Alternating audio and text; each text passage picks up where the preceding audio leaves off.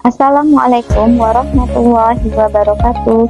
Perkenalkan, saya Rike Dinantia, peserta calon guru penggerak Angkatan 11 dari Kabupaten Rokan Hulu. Baiklah, pada video ini saya akan memaparkan materi tentang kesimpulan dan refleksi pemikiran Ki Hajar Dewantara pada modul 1.1 koneksi antar materi.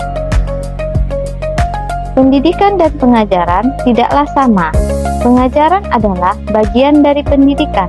Pengajaran adalah proses pendidikan dalam mempelajari ilmu untuk kecakapan hidup anak secara lahir dan batin.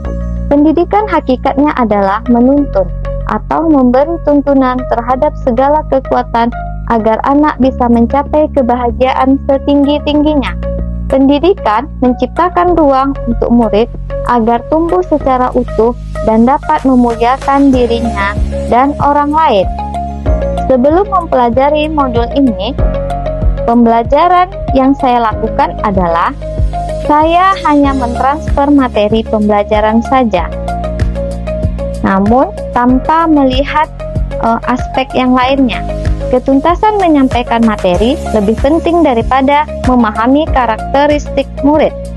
Kemudian saya hanya melihat nilai dari aspek kognitifnya saja, sehingga saya tidak melihat dari hal yang lainnya.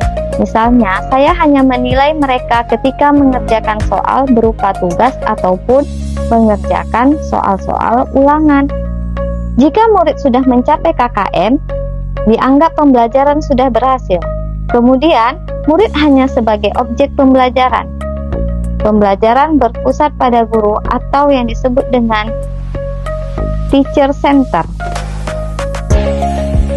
Tidak mempedulikan apakah murid benar-benar paham dengan materi. Kemudian saya hanya meminta murid untuk menghafalkan materi tanpa memperdulikan bagaimana cara agar materi tersebut dapat dipahami sepenuhnya oleh murid. Kemudian, saya sering merasa gagal atau mengeluh jika banyak murid yang tidak tuntas setelah melakukan evaluasi.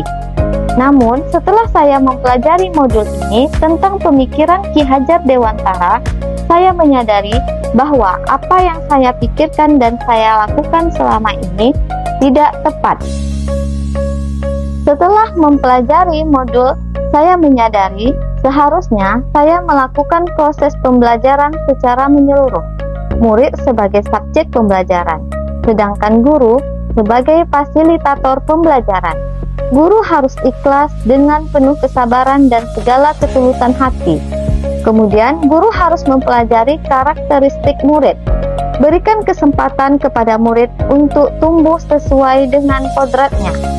Yang dapat segera saya terapkan dalam pembelajaran di dalam kelas yaitu merancang pembelajaran yang interaktif dan menyenangkan dengan melihat murid metode student center, menerapkan pembelajaran abad 21 yaitu berpikir kritis, kreatif, komunikasi, dan kolaboratif. Kemudian pembelajaran tidak lagi menuntut tapi menuntun. Kemudian, mengenali karakter dan latar belakang murid dengan menjalin komunikasi yang baik. Terima kasih. Semoga video ini menginspirasi Bapak Ibu pejuang pendidikan. Salam bahagia Bapak Ibu guru penggerak. Wassalamualaikum warahmatullahi wabarakatuh.